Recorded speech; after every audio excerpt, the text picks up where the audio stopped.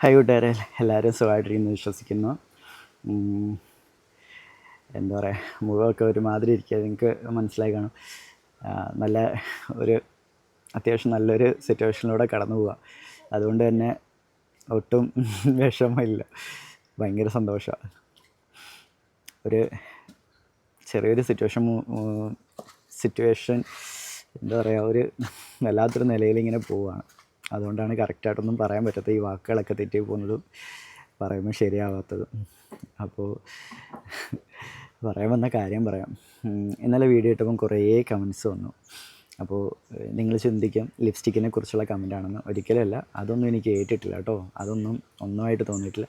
അത് ഇടാൻ താല്പര്യമുള്ളവരിടും, ഇടാൻ താല്പര്യമില്ലാത്തവരിടും. അതിടുന്നത് കൊണ്ട് ഒരാളുടെ പേഴ്സണാലിറ്റി മാറുകയാണെന്നുണ്ടെങ്കിൽ, അല്ലെങ്കിൽ ഒരാളുടെ ക്യാരക്ടർ മാറുകയാണെന്നുണ്ടെങ്കിൽ, അത് ഇട്ടാൽ ഒരാളുടെ വ്യക്തിത്വം വേറെ ആവുകയാണെങ്കിൽ ഓക്കെ, അതൊക്കെ ഓരോരുത്തരുടെയും ചിന്താഗതിയാണ്. നമുക്കത് ഒരിക്കലും മാറ്റാൻ പറ്റില്ല. എപ്പോഴും നിങ്ങളൊക്കെ തന്നെ പറയാറുണ്ടല്ലോ, നെഗറ്റീവ് കമൻറ്റ് മൈൻഡ് ചെയ്യണ്ട. അതൊരിക്കലും നമ്മൾ പറഞ്ഞതുകൊണ്ട് പലരുടെയും മൈൻഡ് മാറാൻ പോകണില്ല. അപ്പോൾ അതിനെക്കുറിച്ചൊന്നും പറയാൻ ഞാൻ താല്പര്യപ്പെടുന്നില്ല. കാരണം എനിക്കറിയാം എങ്ങനെയാണെന്നും എൻ്റെ വീട്ടുകാർക്കും അറിയാം, എൻ്റെ കൂടെയുള്ളവർക്കും അറിയാം. അപ്പോൾ നമ്മളത് മാത്രം നോക്കിയാൽ മതിയില്ല. പറയാൻ വന്നാൽ അതൊന്നുമല്ല കേട്ടോ. ഒന്ന്, നമ്മൾ ചിലപ്പോൾ ഈ ഒരു ഇപ്പോൾ ഉള്ളൊരു നിലയിൽ ഇങ്ങനെ പോകുന്നത് കൊണ്ടാവാം ചിലതൊക്കെ ഭയങ്കരമായിട്ട് ഫീൽ ചെയ്യുന്നു വെച്ചാൽ, എങ്ങനെ നിങ്ങളടുത്ത് പറയാം, നല്ലതുപോലെ ഉള്ളിൽ വിഷമം ഉണ്ടാവുന്നുണ്ട്. നമ്മൾ പോകുന്ന സിറ്റുവേഷനും ഈ ഒരു പ്രശ്നം പിടിച്ച സിറ്റുവേഷൻ ആയതുകൊണ്ടായിരിക്കാം, ആ ഒരു വിഷമഘട്ടത്തിലൂടെ പോകുന്നത് കൊണ്ടായിരിക്കാം ചിലതൊക്കെ കാണുമ്പോൾ ഉണ്ടല്ലോ ഭയങ്കരമായിട്ട് ഉള്ളിങ്ങനെ തുടിച്ച് വരുന്നു.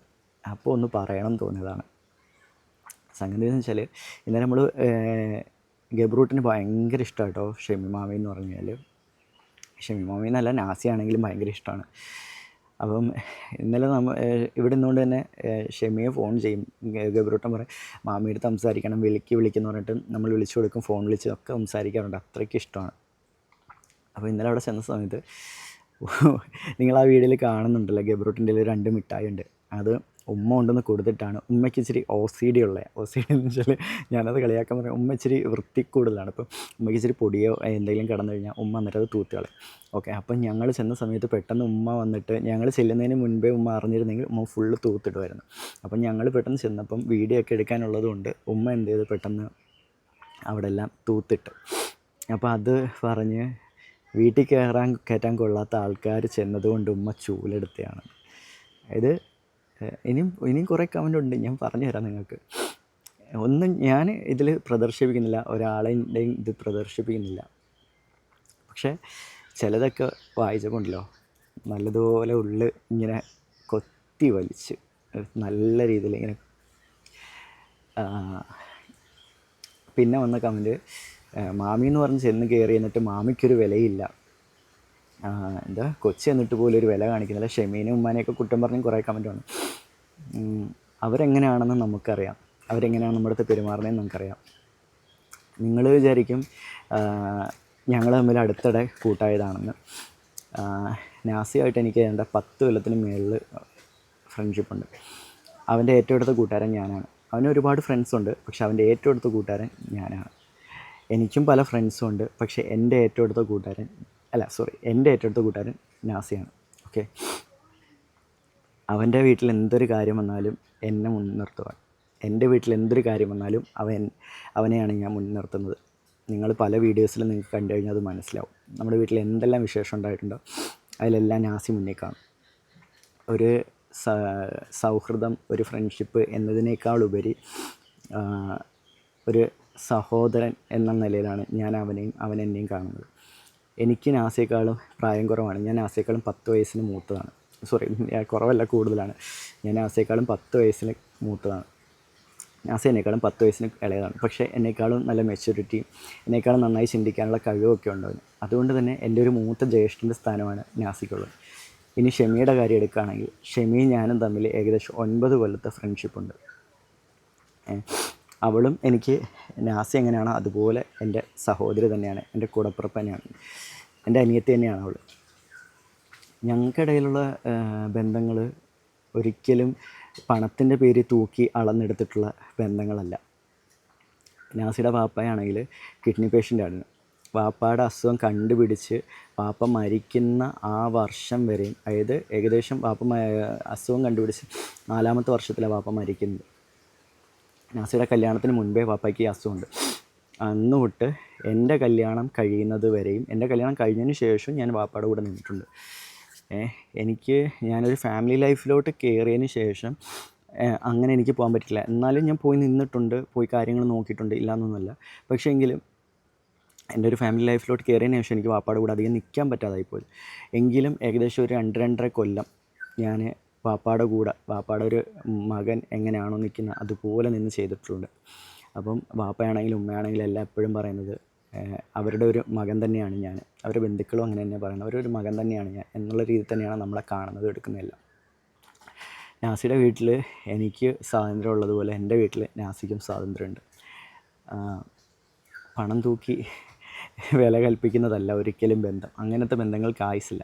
പക്ഷേ എൻ്റെ ആണെങ്കിലും നാസിയുടെ ആണെങ്കിലും ഷെമിയുടെ ആണെങ്കിലും ഡോറയുടെ ഒക്കെ ബന്ധങ്ങളെന്ന് പറഞ്ഞാൽ ഞങ്ങൾ പണത്തിനോ സൗന്ദര്യത്തിനോ ബന്ധം കൊടുത്താൽ വില കൊടുത്ത് കൊണ്ടുപോകുന്ന ബന്ധങ്ങളല്ല. അപ്പോൾ ആക്ഷേപിക്കാൻ വേണ്ടി നമ്മൾ പലതും പറയാറുണ്ട്, വ്യക്തിഹത്യ നടത്താറുണ്ട്, ഇങ്ങേയറ്റം എന്തെല്ലാം പറയാൻ പറ്റും അതെല്ലാം പറയാറുണ്ട്. നമ്മൾ ഇതുവരെ അതെല്ലാം തരണം ചെയ്ത് പോയിട്ടുണ്ട്. പക്ഷേ എനിക്ക് ഇപ്പം അത്രയും ഫീല് ഓൾറെഡി നമ്മളിപ്പം പോകുന്ന ഒരു സിറ്റുവേഷൻ, ഇത്രയും വിഷമം പിടിച്ചൊരു സിറ്റുവേഷനിലൂടെ പോകുന്നതുകൊണ്ടായിരിക്കാം ചിലപ്പം ആ ഒരു ഇത് കേട്ടപ്പം അത്രയും ഫീല് തോന്നിയത്. സംഗതി പറയാണ്, ഞങ്ങൾ ചെന്നപ്പോൾ ചൂലെടുത്തു, വീട്ടിൽ കയറ്റാൻ കൊള്ളാത്ത ആൾക്കാർ വരുമ്പോൾ ഇങ്ങനെ അടിച്ചിറക്കി വരണം, ചെന്നിട്ടൊരു വിലയും തരുന്നില്ല. അപ്പോൾ പിന്നെ ഇതിനെ വലിഞ്ഞു കയറി ചെല്ലുന്നത്.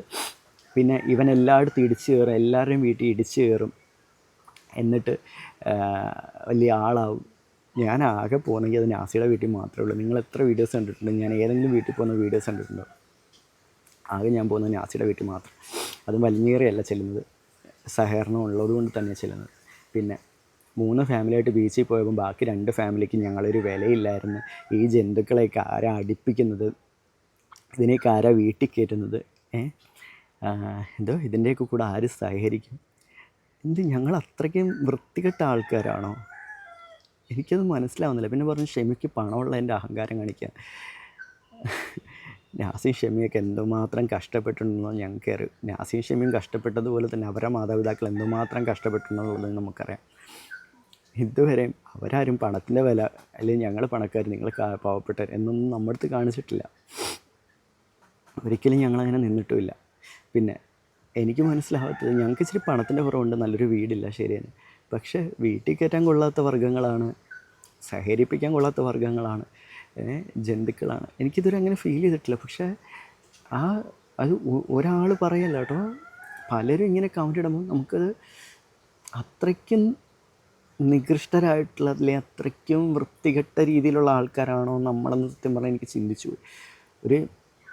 ഒരു മനുഷ്യന് ഇത്തിരി കാശില്ലെങ്കിൽ, അല്ലെങ്കിൽ ഒരു മനുഷ്യന് ഒരു നല്ല വീടില്ലെങ്കിൽ, അത്രയും തരം താണ ആൾക്കാർ ആയിപ്പോവുക. ആൾക്കാർ ഒരു മനുഷ്യജീവിയാണെന്നുള്ളൊരു വില പോലും തരാതെ, ഇച്ചിരി കാശില്ല, ഇത്തിരി സൗന്ദര്യമില്ല, ഇച്ചിരി നല്ലൊരു വീടില്ല എന്നുണ്ടെങ്കിൽ അവരെ സഹകരിപ്പിക്കാൻ കൊള്ളില്ല, അവരെ അടുപ്പിക്കാൻ കൊള്ളില്ല, ദൂരെ മാറ്റി നിർത്തേണ്ട ആൾക്കാരാണ്. എനിക്കത് മനസ്സിലാവുന്നില്ല. ഈ പണവും പ്രതാപവും സൗന്ദര്യമൊക്കെ വെച്ചാണ് മനുഷ്യനെ വിലയിരുത്തുന്നത്, അങ്ങനെയാണ് മനുഷ്യനെ സഹകരിക്കുന്നത് എന്നുള്ളത് എനിക്കിപ്പോഴാണ് മനസ്സിലായത്. അത്രയ്ക്കും ചേർത്ത് പോലും നിർത്താൻ പറ്റാത്ത തരം താണ അത്രയും വൃത്തികെട്ട ആൾക്കാരാണ് ഞങ്ങളെന്നുള്ളത് എനിക്കിപ്പോഴാണ് മനസ്സിലാവുന്നത്.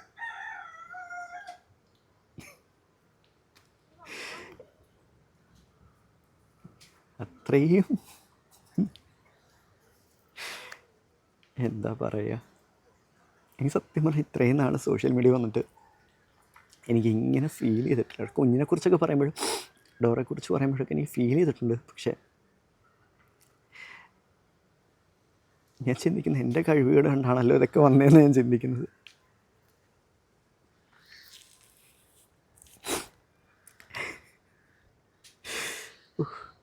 എനിക്ക് ഭയങ്കരമായിട്ട് ഫീൽ ചെയ്തു.